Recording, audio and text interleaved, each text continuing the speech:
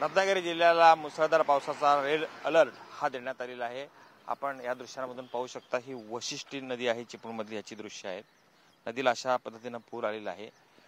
पूर परिस्थिती या ठिकाणी निर्माण झालेली नाही आहे, मात्र तरीही चिपळूण आणि खेड या भागामध्ये मोठ्या प्रमाणात पाऊस पडत असल्यामुळे या ठिकाणी एनडीआरएफच्या तुकड्या ज्या आहेत ह्या तैनात करण्यात आलेल्या आहेत। राजापूरमधील कोदवली नदी आहे ही धोक्याच्या इशारा पातळीच्या वरती आहे।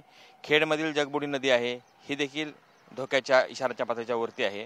मागील 2 दिवसात खेडमध्ये चौथ्यांदा मच्छी मार्केटमध्ये पाणी भरलेलं आहे, तर राजापूरमध्ये देखील परिस्थिती आहे ही पूर सदृश्य आहे। कोकणच्या किनारपट्टीवरती मुसळधार पाऊस हा कोसळणार आहे।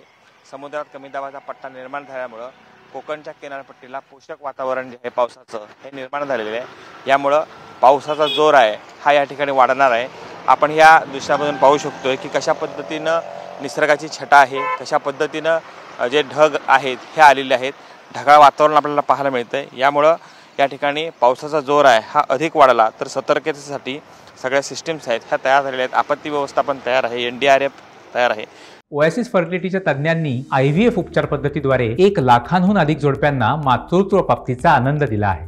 मोफत अपॉइंटमेंट बुक करण्यासाठी आजच संपर्क साधा। दापोलीमध्ये देखील काल पावसानं मुसळधार असा तडाखा लावलेला होता। काही ठिकाणी बाजारात पाणी देखील घुसलेलं होतं। कालपासून मोठ्या प्रमाणामध्ये ठिकठिकाणी अशा पद्धतीनं पाऊस पडलेला होता। समुद्राच्या वाऱ्यांची गती जी आहे ही वाढलेली आहे आणि यामुळं केव्हाही नद्यांचा येणारा पूर आहे, सध्या पूर कायम आहे, मात्र हा पूर वाढू शकतो आणि पाणी घुसू शकतं शहरांमध्ये। अशा ठिकाणी आपत्ती व्यवस्थापन आपल्या सगळ्या टीमसह सक्रिय आहे। सध्या पाऊस कोसळायला सुरुवात होईल आणि बरसात आहे कोकणची ही वाढणार आहे। यामुळे पूरसदृश्य परिस्थिती निर्माण होऊ नये म्हणून प्रशासन अलर्ट मोडवरती पाहायला मिळते। व्हिडिओ जर्नलिस्ट हरी निगीसह कृष्णकांत साळगावकर, TV9 मराठी, चिपळूण, रत्नागिरी।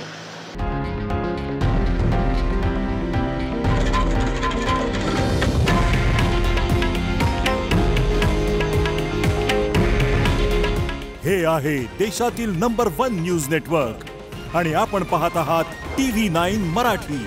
काळजी तुमची, हित महाराष्ट्राचं।